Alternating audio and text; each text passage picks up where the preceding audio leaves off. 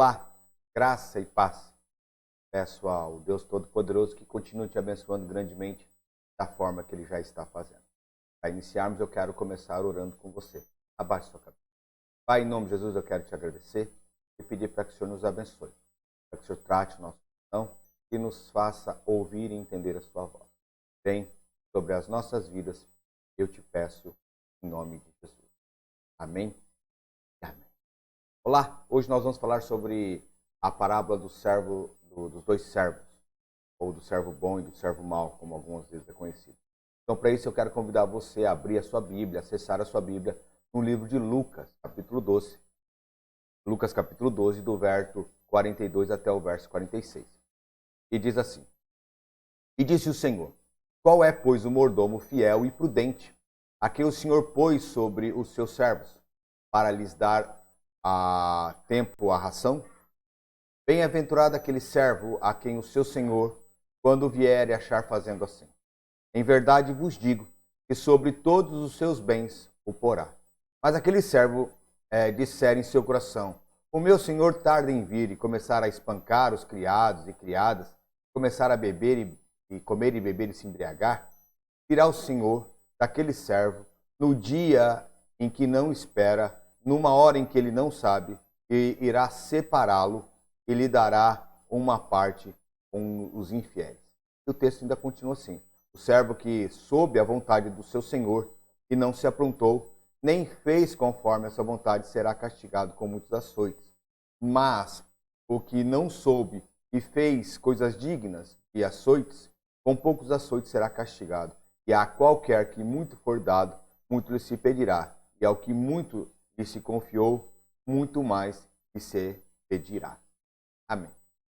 A parábola dos dois servos, ou do servo bom e do servo mau, ela está no livro de Mateus 24, 45 a 51, e no texto de Lucas 12, do 42 a 46, com aqueles dois versículos a mais que eu li, né? Então seria até o 48.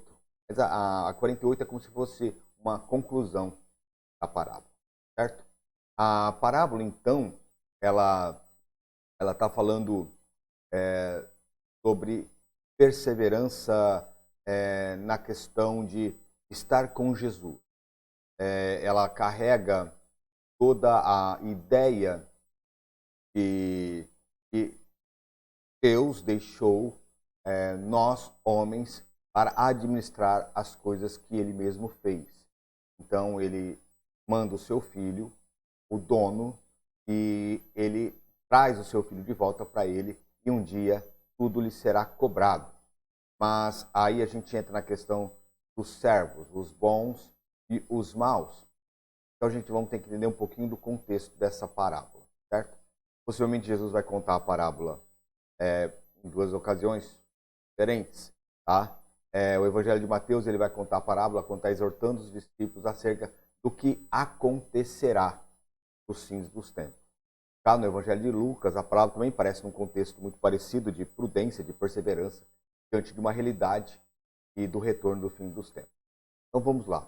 A parábola em si vai falar de dois servos, é uma história completamente ilustrativa, apesar de ser muito comum naquela época os senhores viajarem, deixarem servos cuidando de suas coisas. Era muito comum isso para aquele povo, os mais abastados, principalmente os mais ricos. Tá? Então é uma cena comum, uma cena talvez até que persiste até hoje. Tá? Então ele tem em mente um homem rico que está a viajar, prestes a viajar, mas antes ele vai colocar alguém de sua confiança responsável para os demais empregados, as demais pessoas que fazem parte do rol da sua vida. Tá? Ele vai ser empregado, vai ser colocado como um administrador então da casa, então ele deveria não só apenas supervisionar a casa, o trabalho dos demais, mas também garantir que nada faltasse a ninguém. O servo então se atenta à tarefa delegada, que é dado pelo Senhor, e vai cumprir de forma diligente. É um servo fiel, é um servo bom, tá? Mas também há aquela questão que ele coloca, que talvez esse servo não fosse bom. Então ele vai dar a ideia que esse servo trataria as coisas com inconsequência, irresponsabilidade, negligência. A narrativa desses dois servos, o servo bom, que é fiel, que trata as coisas com uma boa administração, ele cumpre de uma forma diligente as coisas, e temos o servo mau, que é um cara que faz as coisas com descaso, com consequência, não pensa na responsabilidade que recebeu, logo sendo completamente fiel e mau. Tá? A narrativa, então, de Lucas, eu preferi ler Lucas, porque ela tem uma conclusão.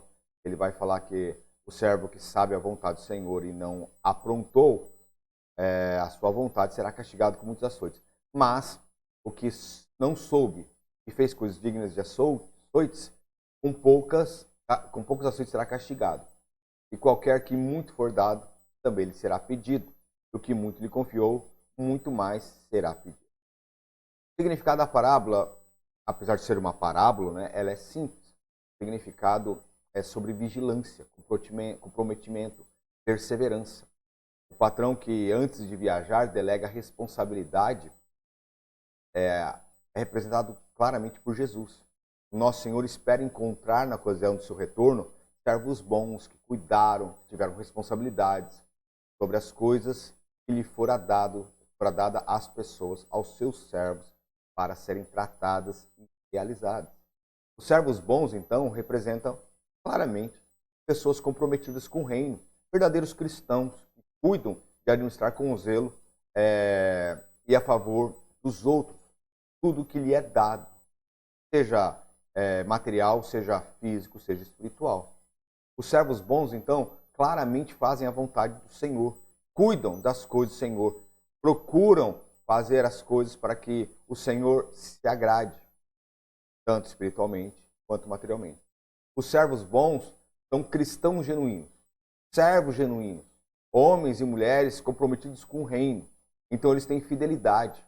Tal como o Senhor da parábola, quando Jesus voltar, ele colocará todos os seus servos fiéis ao seu lado. Já os servos maus representam claramente iniquidade, hipocrisia, o que serão severamente castigados no juízo. Essas pessoas mostram-se despreocupadas com as coisas de Deus. Ao invés de cuidarem de pessoas, os servos maus tratam com crueldade contra pessoas. Eles não olham, não têm amor ao próximo. Os servos maus não agem com prudência, ao contrário, se comportam de forma leviana, inconsequente, religiosa. Por isso, serão lançados no lugar com eterna desesperança. A conclusão, que é colocada em Lucas, ensina ainda que Deus revela ao mundo e torna todas as pessoas indesculpáveis. Aí a gente pode lembrar de Gênesis 3:22, quando Deus fala assim: eis que o homem se tornou como um de nós, conhecedor do bem e do mal. Ou seja, ninguém estará fora do juízo, ninguém poderá falar ignorância, não conheço o fato. Ninguém poderá falar, claro, a lei está aí para apresentar que todos são culpáveis diante do Senhor. Então nenhum servo mau poderá se justificar apelando para a ignorância. Isso porque a ignorância nunca será absoluta. A parábola dos dois servos, de uma forma muito interessante, traz uma mensagem que ensina a permanecer ativamente leal ao Senhor, desempenhando tudo de uma forma prudente, alegre. A tarefa designada por Ele, do interesse do reino, é extremamente preciosa para aqueles que estão no reino. Então, meu irmão, minha irmã, está na hora de perceber qual tipo de servos somos. Precisamos agir como servos bons. Precisamos ter uma conversão real para o reino de Deus. Amém? Que Deus te abençoe, que Deus te guarde. Vamos orar mais uma vez. Pai, em nome de Jesus, eu quero te agradecer e pedir para que o Senhor venha sobre os nossos corações. Trata e nos capacita, quebranta o nosso coração, e a começar por mim, nos faz ser bons servos, bons cidadãos do reino, para levarmos o seu reino a todo lugar. Vem sobre as nossas vidas. É o que eu te peço, em nome de Jesus. Amém e amém. Amém? Que Deus te abençoe. Fique na paz. Um grande abraço.